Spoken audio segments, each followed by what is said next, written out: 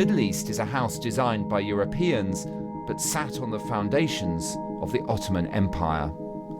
Its monarchies, ministries and militaries aped those of Europe, and for several decades that did provide stability.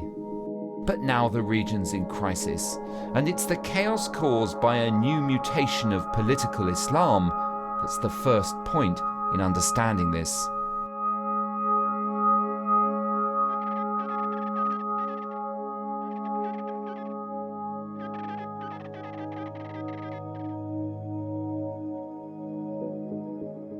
Arab regimes across the region have failed. On economically, politically, on the security front, they have failed to form a regional structure, any form of permanent prosperity or stability.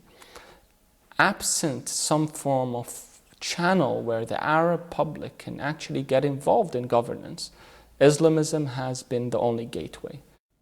So are the old ideologies embodied by Ba'athist or military leaderships dead and buried, and will an Islamic caliphate sweep all before it? We don't know yet, but we do know that this new wave of Islamist politics is a threat to elites and states across the region.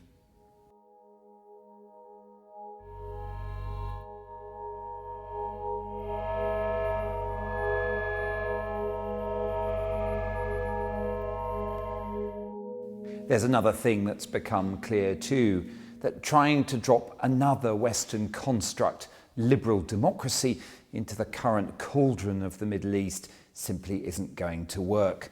For now, at least, the so-called Arab Spring is going nowhere.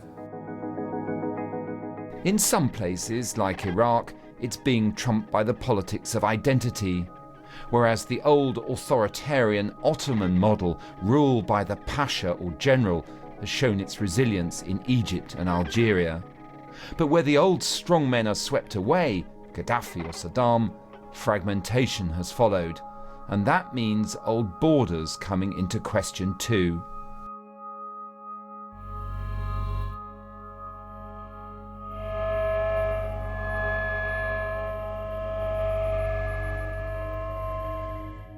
The most obvious example has been the erasure of the Syria-Iraq border by ISIS, which now proclaims its new Sunni state.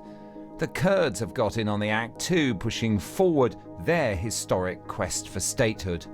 Libya also is in danger of fragmentation, with the east, ancient Cyrenaica, now already largely separate. So are the states contrived by the European colonial powers nearly 100 years ago doomed? Quite possibly.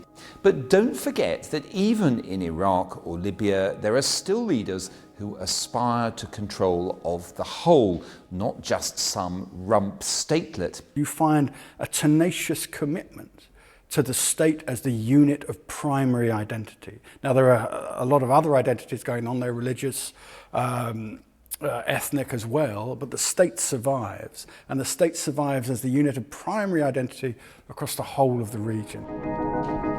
And don't forget that other hangover of British rule, Israel. There's been a 100-year argument about its existence and borders, and at times like now, that conflict can inflame the whole region. But new forces are coming into play.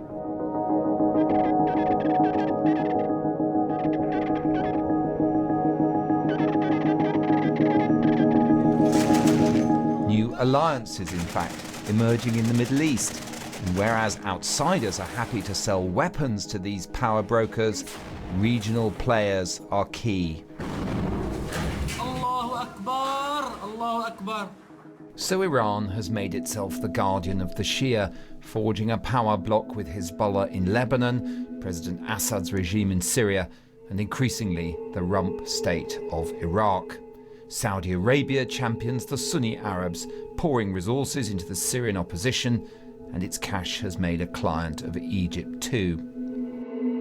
The Saudis are not necessarily fighting the Iranians based on religious foundations. In part, this is a traditional conflict between two very important regional powers, rich states, very significant influence, fighting over controlling the Middle East. at a time when the US is disengaging. But this isn't just a simple binary Saudi-Iranian contest. Saudi Arabia's will has been flouted by Qatar, also Sunni, backing Islamists in Egypt and Gaza. Israel too makes its own rules.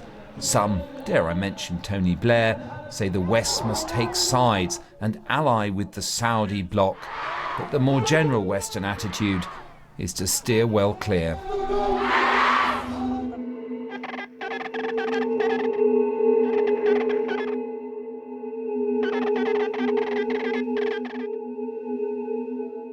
Should we in the West be worried?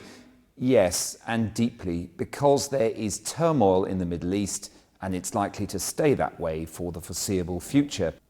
And whether or not we want to get involved, we will be affected. This is going to come back to bite you. If you think of the huge trouble of turning, of the United States and indeed the international community turning its back on Afghanistan, leading to the birth of Al-Qaeda and a transnational jihadi movement, it took days for a young jihadi tourist to move from Europe to Afghanistan. It takes hours, basically a charter flight to Turkey and across the border to get into Syria. So clearly this problem is going to come back and bite Europe especially hard, but also the United States.